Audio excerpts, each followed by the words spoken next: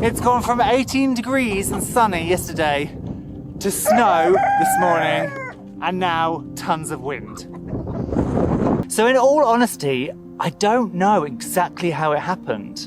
And then it wasn't until I took my hand away and my hand was covered in blood that I thought, oh, we will get through. Praise the NHS and especially our local hospital, James Pageant.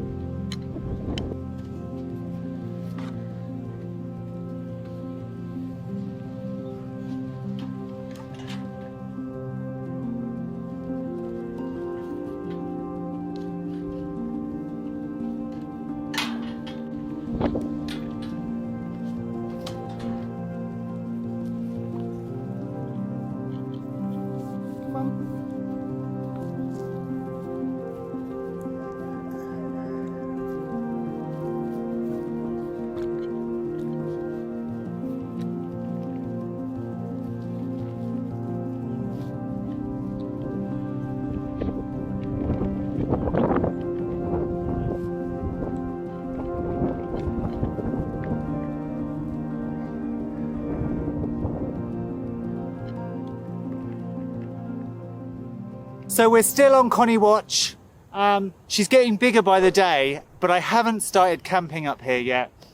She's not showing signs of being uncomfortable. Her bag is still, it's filling up, but it's not really descended. Is it? And she's still looking like she's probably got a couple of weeks to go. You can see there, she hasn't, you can't see from a distance a major udder on her, so I'm not too worried. She's on her feet a lot. Really pregnant ewes lie down a lot, breathe heavily. They get swollen at the back end. They've got a big udder. So I still think she's a few weeks off. It's super windy today, but I'm paying close attention to her so I can monitor her and kind of be here if and when she needs help. Hello. His horns are growing massively as well. All of this, there's new horn growth this spring. You okay? Yes. Bye-bye. Blimey, well that's one less pigeon on the farm. I'm surprised it didn't get taken away to be eaten. I'm pretty thrilled because last year I discovered a colony of common lizards down here, but I had to build the sheep shelters here. So I moved all the wood to here in the hopes that they would just move over. And the warm weather has brought out one of the lizards.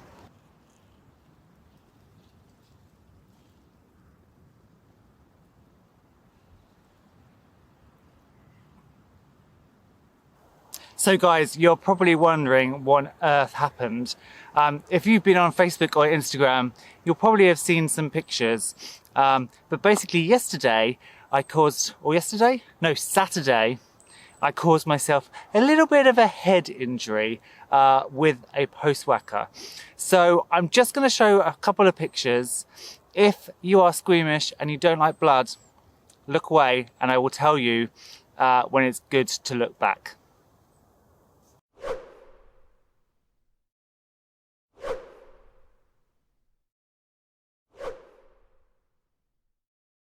Okay, so you're all clear to look back, and I will show you now what's happened. It looks a lot better. You can kind of see in here. It's been glued together. I can't wash my hair, and all of this is all stuck glue as well. So I can't wash my head until this is kind of disintegrated. But you can see it's quite a big wound, but it's healing nicely, doesn't hurt. So it's all good. So in all honesty, I don't know exactly how it happened. All I remember is I was whacking a post in and then the next minute I was on the ground going, oh, bloody hell, that hurt. And I just thought I'd knocked myself on the head, and it wasn't. I was wearing glasses at the time, and they'd flown off into the goats, so they'd obviously got hit. And then it wasn't until I took my hand away and my hand was covered in blood that I thought, oh, okay, this isn't great. My first thought was, I need to get my glasses because I was here on my own. I don't have a spare pair of glasses, which is something I've learned. I must get a spare pair of glasses in my car. So I got into the goat pen, bled all over Ulysses, obviously the white goat. Although you wouldn't know it, he's cleaned himself up. Got my glasses, they were okay, popped them back on. By the time I had walked from the goats to my car, the blood had stopped. Now head wounds bleed profusely. So the fact that it had already stopped gave me a little bit of hope. So I basically did a bit of a risk assessment on myself in terms of, am I okay? Do I need to call an ambulance? Can I drive home? What's happening here? And I didn't feel dizzy. I wasn't sick. The blood had stopped. I didn't pass out. So I thought, right, risk assessment. Feed and put all the animals away. That took about 10 minutes, getting the sheep in, getting the chickens away and stuff. Holding a piece of tissue on my head as well to help it clot and stop bleeding. I called my sister. She was like, right, call one, go home if you can drive and call 111. So that's what I did. I got in the car, I drove home, I called 111, and then I wasn't allowed to clean it. So I basically sat there for a few hours waiting for the paramedics to call me back. It turned out because I did have a bit of a headache, I did need to go to hospital. But literally, I can't praise the NHS, and especially our local hospital, James Pageant University Hospital, enough. I was literally in A&E and out within 15 minutes. And I am super lucky because that could have been a serious injury. And I think what happened was I was whacking a post in, and I whacked it in, I'd taken the post whacker off, and I realised the post wasn't quite in to the ground far enough. So I think what I did was, instead of the sensible thing and getting the post whacker back onto the post and then whacking it again, I think I literally lifted it up and tried to whack it before it was in position, and probably caught it on the edge of the post. It wasn't completely over the post, and then it kind of kicked back into my face. As I say, could have been really dangerous, so make sure you get your post whacker in position. Also, make sure you have a first aid pack in your car. I didn't. Luckily, I just had some toilet roll. And also, make sure you have spare pairs of glasses if you wear glasses. Normally I wear contacts, so I have my glasses and my spare, but in this situation, if I had smashed my glasses, there was no way I was going to be able to put contacts in with my hands covered in blood on my face. Yeah, so I need to learn from that. Just be careful. As I say, it could have been a lot worse. I haven't had any signs of concussion since. It doesn't even hurt. If I shove my finger right into it, then yeah. But it doesn't hurt. It didn't hurt when the doctor cleaned it or when the doctor put the glue on. So I think I have got away very luckily. I am going to be honest though with you guys. I am feeling really deflated at the moment. I hate to do negative videos because, I want to be as positive as possible. And you guys, you watch these videos to see the joy of the farm. But I also want to be transparent in what it's like to be farming. And at the moment, it's not great.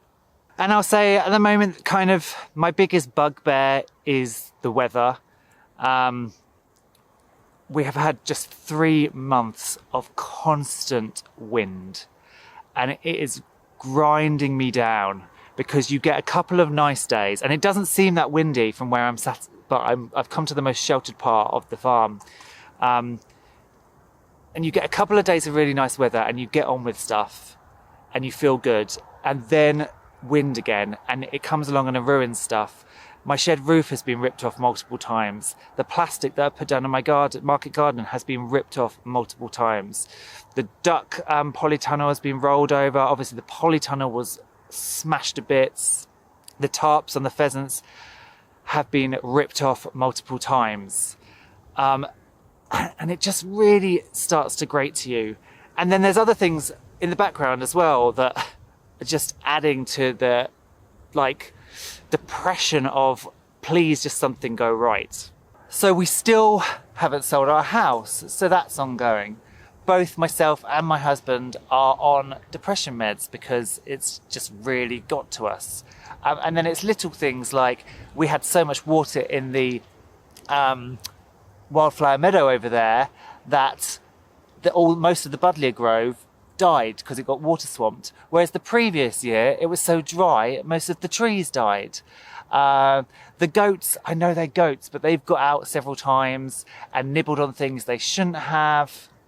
And we got our new pheasants, and then the most expensive pheasant absolutely mullered the hen, scalped her.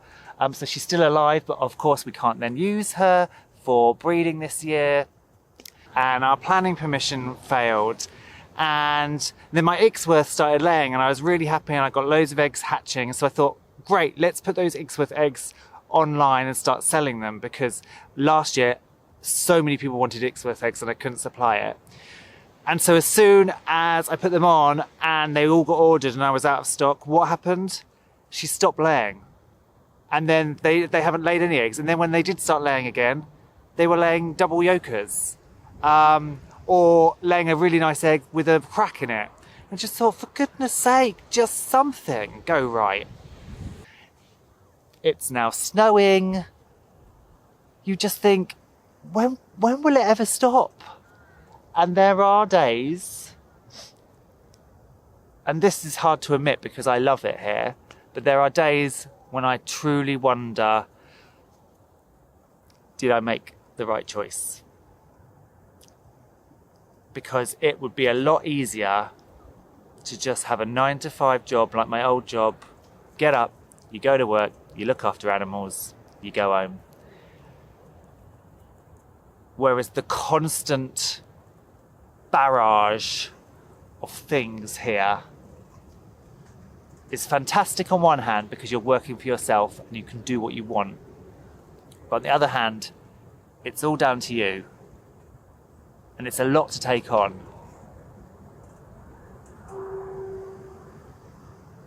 And it can be really difficult. However, I don't want to end on a low note because things are good. I mean, look at all this beautiful blackthorn flower that's coming out. Spring is coming. Look at this beautiful doggy. So good things have happened. You know, I've planted loads of seeds. We're going to get the market farm going. We're planning to take advantage of new rules for unlicensed campsites this year and have a little campsite.